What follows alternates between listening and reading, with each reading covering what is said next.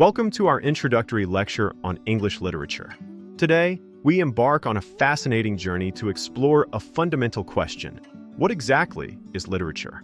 Literature, at its core, is a body of written works, often characterized by imaginative or artistic merit that expresses ideas, emotions, and experiences. It's a reflection of humanity, a mirror to society, and a window into different cultures and historical periods. Throughout history, scholars have grappled with defining literature. Aristotle, for instance, viewed it as an imitation of life, or mimesis, focusing on its ability to represent reality. Matthew Arnold emphasized literature's role in providing the best that has been thought and said, highlighting its moral and intellectual value.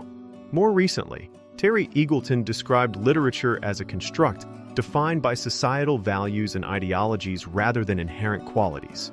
Literature takes many forms, each with its unique characteristics. Poetry, for example, uses aesthetic and rhythmic qualities of language to evoke meanings. Drama is literature intended for performance, bringing stories to life through dialogue and action on a stage.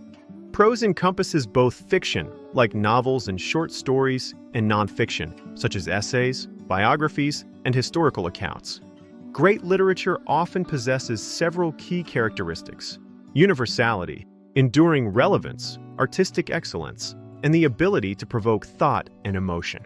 It transcends time and culture, speaking to fundamental human experiences across generations. The importance of literature in society cannot be overstated. It fosters empathy, critical thinking, and cultural understanding. Literature preserves history, challenges norms, and inspires social change, acting as a powerful force for progress.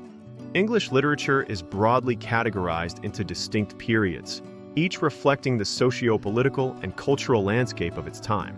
From the Old English period with Beowulf, through the Renaissance with Shakespeare, the Romantic era, and into modernism and postmodernism, each period offers unique insights. Understanding key literary terms is crucial for deeper analysis. Concepts like metaphor, simile, symbolism, and allegory are fundamental tools. These terms help us dissect the layers of meaning and appreciate the artistry embedded within literary works. In conclusion, literature is a dynamic and essential field of study that enriches our lives and deepens our understanding of the human condition.